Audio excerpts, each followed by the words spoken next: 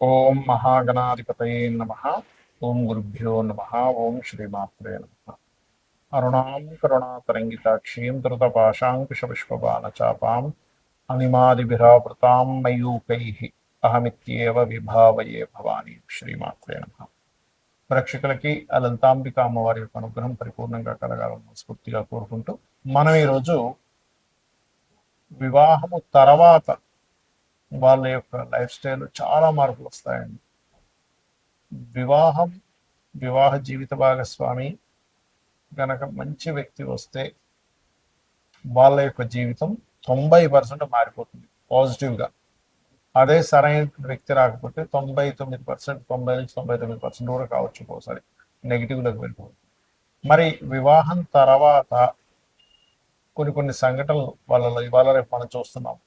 భార్యని భర్త చంపేయడం, భర్తని భార్య చంపేయడం, చాలా సంఘటనలు ఈ మధ్య మరి ఈ నెల అయితే ఎక్కువగా చూశాను.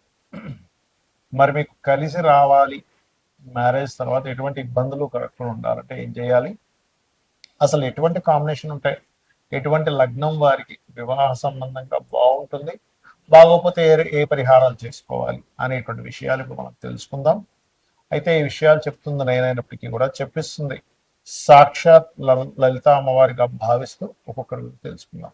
మకర లగ్నము, మకర రాశి. మకరం వారి కనుక చూసుకున్నట్లయితే వాళ్ళ యొక్క రిలేషన్ అనేటువంటిది ఎలా ఉంటుంది సర్వసాధారణంగా. ఆ ప్లానెట్స్ మారిన దాన్ని బట్టి మారుతుంది అనుకోండి.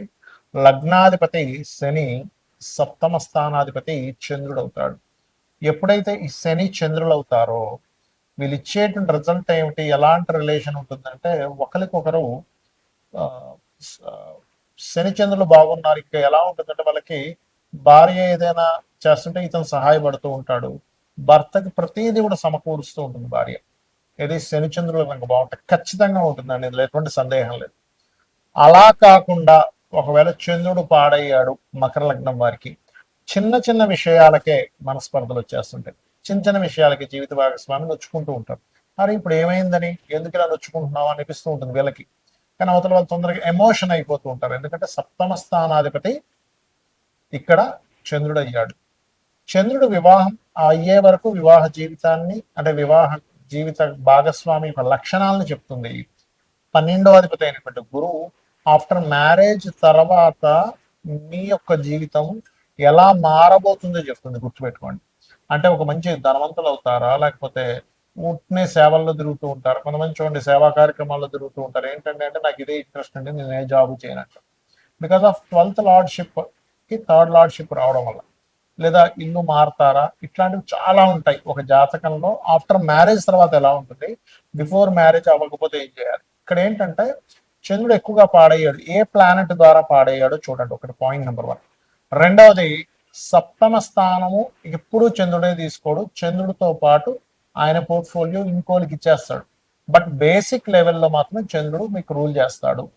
అలా మీకు సప్తమ స్థానాధిపతి ఎప్పుడైతే ఇంకో గ్రహానికి రూల్ చేస్తున్నాడు, ఇంకో గ్రహానికి పోర్ట్ఫోలియో అందించాడో ఆ ప్లానెట్ని పర్టికులర్గా పట్టుకోవాలి మీరు. పట్టుకొని దానికి సంబంధించిన రెమెడీ కనుక చేశారా, వివాహం అవ్వట్లేదని బాధపడే వరకు వివాహం అవుతుంది ఒకటి. రెండవది, అది చేయడం వల్ల ఇంకొక గొప్ప యోగం ఏంటంటే మీ జీవిత భాగస్వామికి గవర్నమెంట్ రిలేటెడ్ ధనయోగం కూడా యాక్టివ్ అవుతుంది, గుర్తుపెట్టుకోండి. అలాగే మరొక విషయం ఏంటంటే అయితే వాళ్ళు ఎలిజిబుల్ అయ్యి ఉండాలి. ఎలిజిబుల్ ఏమీ అవ్వకుండా ఏమంటే 7వ తరగతి చదివారండి కలెక్టర్ పోస్ట్ రావాలంటే రాదు. నేను చెప్తున్నా ఎలిజిబుల్ అయ్యి ఉండి రాని వారికి చెప్తున్నాను నేను ఈ విషయం. అలాగే 12వ స్థానాధిపతి బాగున్నాడు, అప్పుడు మీలో ఒక మంచి గురువు యాక్టివ్ అవుతాడు. అంటే మీరు ఒక మంచి గైడింగ్ చేసే వాళ్ళలాగా మారడం, ఇటువంటివన్నీ కూడా ఇస్తాడు. బికాస్ ఆఫ్ ఇక్కడ ఉండే కాంబినేషన్ సప్తమాధిపతి చంద్రుడు, వ్యయాధిపతి గురువు, వీళ్ళిద్దరూ కలిస్తే గజకేసరి యోగము ఏర్పడేటువంటి కాంబినేషన్ కాబట్టి. ఇక ఇక్కడ మనం అర్థం చేసుకోవాల్సింది అసలు 12వ అధిపతి ఎలా ఉన్నాడు. 12వ అధిపతి గురువు ఎక్కువగా శని రాహు వల్ల పాడవుతాడు. ఈ శని రాహులతో ఏమైనా కనెక్ట్ అయ్యాడు, అప్పుడు దానికి సంబంధించిన దానం నేను మీకు వీడియోలో ఏ దానికి ఏ దానం ఇవ్వాలి, ఏ గోసేవ చేయాలి చెప్తాను, అది ఫాలో అవ్వండి, ఖచ్చితంగా బాగుంటుంది. మొట్టమొదటిగా మీ యొక్క సప్తమాధిపతి ఉదాహరణకి రవితో కలిసి ఉన్నాడు. రవి అంటే సూర్య భగవానుడు గ్రహరాజుగా చెప్తూ ఉంటారు, తన చుట్టూ అన్ని గ్రహాలు తిరుగుతూ ఉంటాయి. ఇప్పుడు ఈ రవి ద్వారా కనుక మీ సప్తమాధిపతి కంబస్ట్ అయ్యాడు అనుకోండి, అంటే అస్తంగత్వ దోషంలోకి వెళ్ళిపోయాడు. దాన్నే మనకి మౌఢ్యమి అని కూడా అంటారు గోచారంలో. అప్పుడు సూర్య భగవానుడికి చేసుకోవాలి. అంటే ఏంటి, సూర్య ఆరాధన చేసుకోవడం, ఆదిత్య హృదయం చదవడం, గోవునికి గోధుమ రవ్వ తినిపించడము, తండ్రిని తండ్రితో గొడవ పెట్టుకోకుండా తండ్రిని చక్కగా గౌరవించడం, తండ్రి కాళ్ళకు నమస్కరించడం చేస్తూ ఉంటే ఆత్మకారకుడు సూర్య భగవానుడు, తండ్రి కారకుడు, మెడికల్ వీటికి కారకుడు, ఎవరికైనా మెడికల్ సంబంధించిన ఏదైనా సేవలు చేస్తూ ఉండాలి, అప్పుడు సూర్య అనుగ్రహం కలుగుతుంది. అలా కాకుండా అంటే ఇప్పుడు ఒకవేళ సూర్యుడితో కనుక సప్తమాధిపతి ఉంటే కొంచెం డామినేటివ్ గా ఉంటారు, శుక్రుడు ఉన్న సూర్యుడితో అలా ఉంటూ ఉంటారు. లైక్ ఎక్కువగా శుక్రుడితో కనుక సూర్యుడు ఉంటే ఇక్కడ స్పర్మ్ కౌంట్ కూడా తక్కువగా ఉంటుంది అని చెప్తూ ఉంటారు పురుషులకి. స్త్రీలకైతే వాళ్ళకి వేడి స్వభావం ఎక్కువగా ఉంటుంది. అలా కాకుండా చంద్రుడు సంబంధాలు వచ్చాయి సప్తమ సంబంధానికి. చంద్రుడు అంటే ఏంటి? చంచలత్వము. అది స్త్రీకి కావచ్చు, పురుషుడికి కావచ్చు. మీకు వచ్చే జీవిత భాగస్వామి కాస్త ఎక్కువగా ఎమోషన్ గా ఉండడం, కొంచెం స్థిరత్వం లేకపోవడం, ఇలాంటివి జరుగుతుంటాయి. అలాంటప్పుడు బియ్యము దానంగా ఇవ్వడం, ఇందాక రవి అయితే గోధుమలు, బియ్యం దానంగా ఇవ్వడం, గోవులకి ముల్లంగి తినిపించడము, అదేవిధంగా కాస్త నీటి ప్రదేశాలు వెళ్ళినప్పుడు కొంత జాగ్రత్తగా ఉండడము, ఎక్కువ ఎమోషన్స్ అయిపోయేటప్పుడు వారిని మెడిటేషన్ చేయమని చెప్తూ ఉంటారు. ఏమవుతుందంటే ఓవర్ ఎమోషన్స్ అయిపోవడం, తద్వారా కూడా ఇద్దరి మధ్యన గొడవలు వస్తూ ఉంటాయి. అయితే ఇక్కడ సప్తమ స్థానం అనేటువంటిది ఎప్పుడు కూడా జీవిత భాగస్వామి యొక్క రూపురేఖల్ని, వాళ్ళు ఎలా ఉంటారు అనేటువంటి చెప్తుంది. కానీ 12వ స్థానం అనేటువంటి ఒకటి ఉంటుంది. అదేమిటంటే మీ మ్యారిటల్ లైఫ్ ఆఫ్టర్ మ్యారేజ్ తర్వాత ఎలా ఉంటుందో అని చెప్తుంది. దానికి కూడా ఇప్పుడు ఇందాక మనం చెప్పుకున్నటువంటి రవికి సంబంధం వస్తే ఈగో క్లాషెస్ వల్ల, చంద్ర సంబంధం వస్తే ఓవర్ ఎమోషన్స్ వల్ల, అంటే నా ఎమోషన్స్ నీకు అర్థం అవ్వట్లేదు, లేకపోతే నీ ఎమోషన్స్ నువ్వు సరిగా వ్యక్తపరచట్లేదు అనేటువంటి ఎక్కువగా వస్తుంటాయి చంద్రుడు. కాబట్టి బియ్యం దానంగా కూడా మెడిటేషన్ చేయడం చేస్తుండాలి. ఇక కుజుడు సంబంధం వచ్చింది అనుకోండి సప్తమాధిపతికి, లేదా 12కి సంబంధం వచ్చింది అనుకోండి, అనవసరమైనటువంటి చిన్న చిన్న గొడవలకే పోలీస్ స్టేషన్స్కి వెళ్తూ ఉంటారు, లేకపోతే మ్యాన్ హ్యాండ్లింగ్ అంటూ ఉంటారు. కొన్నిసార్లు భర్త భార్యను కొడితే కొన్ని సందర్భాల్లో భార్య కూడా భర్తను కొట్టేటువంటి ఉంటాయి. ఎందుకు అంటే కుజుడు గొడవలకు కారకుడు, పోలీస్ స్టేషన్స్కి కారకుడు. అలాంటప్పుడు ఏం చేయాలి? సుబ్రహ్మణ్యేశ్వర స్వామి ఆరాధన, లేనట్లయితే చక్కగా గోవులకి క్యారెట్స్ తినిపించడము, మరియు అదేవిధంగా కుజగ్రహం దగ్గర దీపారాధన చేయడం, కందులు దానంగా ఇవ్వడం చేస్తూ ఉండాలి. కొన్నిసార్లు బుధగ్రహ సంబంధం వస్తుంది. సర్వసాధారణంగా బుధగ్రహ సంబంధం వచ్చినప్పుడు జీవిత భాగస్వామి మంచి తెలివైన వాళ్ళు, బిజినెస్ రిలేటెడ్ ఉంటాయి. కానీ ఆ బుధుడు పాడై సంబంధం వచ్చింది, అంటే నీచ సంబంధం వచ్చింది, ఇంకో పాపగ్రహంతో కలిసి ఉన్న బుధుడు, అలాంటప్పుడు ఏమైపోతుంది అంటే ఇంకా వాదిస్తూ ఉంటారు జీవిత భాగస్వామి.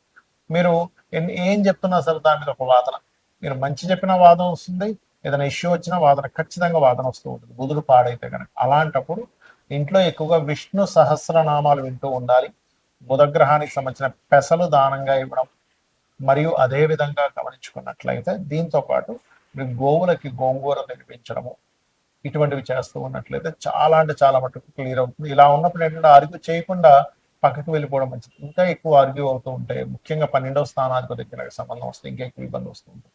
అదేవిధంగా బంధువర్గం మూలంగా కొన్ని అపనిందలు పడడం, నువ్వు భర్తను సరిగ్గా చూసుకోవట్లేదట, భార్యను సరిగ్గా చూసుకోవట్లేదంట అని. అది ఒక్కొక్కసారి మీరు ఎంత బాగా చూస్తున్న ఒక చిన్న ఇష్యూయే అది అందరికీ వెళ్ళిపోవడం, గాసిప్ లాగా ఇట్లాంటివి జరుగుతుంటాయి. మరి గురుగ్రహం చాలా మందికి ఏమనిపిస్తుంది అంటే గురువు మంచివాడే కదండి, కలిసి ఉంటే ఇంకేంటి. కానీ మీ లగ్నానికి పాపి అయి సప్తమాధిపతితోనో 12తోనో, లేదా సప్తమ పోర్ట్ఫోలియోతోనో 12వ పోర్ట్ఫోలియోతో కనుక కనెక్ట్ అయ్యి పాప అయితే కనుక అప్పుడు జరిగేది ఏమిటంటే, చూడ్డానికి బయటకు కొన్నిసార్లు కొంతమంది బాగా ధర్మంగా ఉన్నారనిపిస్తుంది, కానీ వాళ్ళు కొన్ని అధర్మపరమైనటువంటి పనులు చేయడం వల్ల, ఎథిక్స్ లేకుండా చేసిన పనుల వల్ల ఇద్దరి మధ్యన విభేదాలు వస్తూ ఉంటాయి. లేకపోతే ఇంట్లో భర్త కానీ భార్య కానీ పూజ చేస్తానంటే భార్య వద్దనడం, ఇటువంటివి ఎక్కువగా జరుగుతుంటాయి గ్రూప్ ఆడైన. అలాంటప్పుడు దక్షిణామూర్తి ఆరాధన చేయడము, శనగలు దానంగా ఇవ్వడం, మీరైనా ఇవ్వచ్చు, మీ జీవిత భాగస్వామితోనైనా ఇప్పించవచ్చు. అలాగే గోవులకి గోసేవ చేసుకుంటే అరటి కాయలు, సన్నగా తురిమి అరటికాయలు, మనం కూర వండుకునేది అరటి పళ్ళు కాదండి, అరటికాయలు తినిపించడం చేస్తే బాగుంటుంది. ఇక కొంతమందికి డైరెక్ట్ గా శుక్రుడే పాడవుతాడు. అంటే ఇది ఎంత డేంజరస్ అంటే ఇది ఎక్కువగా మన ధనులగ్నానికి ఎక్కువ దీని ఎఫెక్ట్ ఉంటుందండి. ఎందుకంటే షష్టమ లాభాధిపతి పూర్వజన్మ కర్మకారకుడు. సో ఎప్పుడైతే పూర్వజన్మ కర్మకారకుడే పోర్ట్ఫోలియో వహించాడు అనుకోండి, అప్పుడు ఏమైపోతుంది అంటే మరింత ఎక్కువ ప్రభావం చూపిస్తూ ఉంటుంది. అలాంటప్పుడు శుక్రుడే పాడైనప్పుడు మీరు చేయవలసినటువంటిది లలితా సహస్రనామాలు ఎక్కువగా చేస్తూ తీపి చపాతీలు గోవుకి తినిపిస్తూ ఉండాలి. దీంతో పాటు శుక్రవారాలు ప్రధానంగా అమ్మవారి ఆలయాలకు వెళ్ళడం చేస్తున్నట్లయితే ఖచ్చితంగా మీకు ఈ యొక్క ప్రభావం అనేటువంటి తగ్గుతుంది. ఇక మరి కొంతమందికి శని ప్రభావం ఉంటుంది సప్తమ స్థానానికి. అలాంటప్పుడు ఏమవుతుందంటే లేట్ మ్యారేజెస్ అవ్వడం, ఎప్పుడు ఏదో ఒక నిందలు పడ్డం వివాహం తర్వాత, అదేవిధంగా వివాహం తర్వాత చాలా విషయాలు లేట్ అవ్వడం జరుగుతుంటుంది. అలాంటప్పుడు ఏమీ కంగారు పడకుండా మీరు చక్కగా నువ్వులు దానంగా ఇవ్వడం, గోవులకి బెల్లం తినిపించడం ఇట్లా చేస్తుంటారు. ఇక రాహుకేతువుల ప్రభావం వస్తే ముఖ్యంగా రాహు ఇల్యూజన్ కి, ఇమాజినేషన్ కారణం. వచ్చేటువంటి వారి ఎక్స్పెక్టేషన్స్ ఎక్కువ పెట్టుకుంటారు. కాబట్టి రాహు ప్రభావం ఉన్నప్పుడు దుర్గా ఆరాధన చేయడం, మినుములు దానంగా ఇవ్వడం చేస్తూ ఉండాలి. కేతు ప్రభావం ఉంటే కాస్త సెపరేషన్, అప్పుడప్పుడు దూరంగా ఉండడం జరుగుతుంటుంది. దాన్ని అర్థం చేసుకోవాలి. చాలా మంది ఏమంటారంటే నేను దూరంగా ఉంటాను అనుకున్నప్పుడు అదేమవుతుంది, దూరంగా ఉండే యోగాలు భార్యాభర్తల మధ్యన వచ్చినప్పుడు వీళ్ళు కొంతకాలం దూరంగా పెడుతూ ఉండాలి. అందుకే మనకు చూడండి ఆషాఢ మాసంలో అమ్మ అమ్మాయిని ఫస్ట్ టైము వాళ్ళ పుట్టింటికి పంపిస్తూ ఉంటారు. అంటే ఏమిటంటే కొన్ని కొన్ని సార్లు కొన్ని కొన్ని విషయాలు ఆ గ్రహస్థితులు అలా ఉన్నప్పుడు అది వాంటెడ్లీ మనం చేస్తే దాని యొక్క దోషం పోతుంది. అయితే ఎవరికైనా వివాహం అవ్వట్లేదు, ఇలా శని సంబంధమనో, రాహుత్వ సంబంధమనో, పాప సంబంధం సప్తమాధిపతికి వచ్చినప్పుడు లలితా సహస్రనామాల్లో ఉన్నటువంటి గొప్ప నామం అవుతుంది. అది చేసుకుంటే ఖచ్చితంగా మంచి సంబంధం, త్వరగా వివాహం అవుతుంది. ఓం కామేశబద్ధ మాంగళ్య సూత్ర శోభిత కందరాయ నమః. ఇక వివాహం అయిందండి కానీ మాకు ఇబ్బంది వస్తుంది, ఎప్పుడు ఏదో గొడవలు వస్తున్నాయి అనుకున్నప్పుడు మీ వ్యయాధిపతి అంటే మీ 12వ స్థానాధిపతి, 12వ పోర్ట్ఫోలియో కారకుడు ఏ గ్రహం ద్వారా పాడైందో తెలుసుకొని మనం ఇప్పుడు చెప్పినటువంటి దానాలు ఇవ్వడం. ఇందాక రాహు అనుకోండి మినుములు, కేతు అనుకోండి ఉలవలు దానంగా ఇస్తూ ఉండాలి. అయితే మీరు దానాలు ఇచ్చుకుంటూ మీరు ప్రత్యేకంగా ఓం శివకామేశ్వరాంకస్త శివ స్వాధీన వల్లభాయే నమః చేసినట్లయితే ఖచ్చితంగా బాగుంటుంది.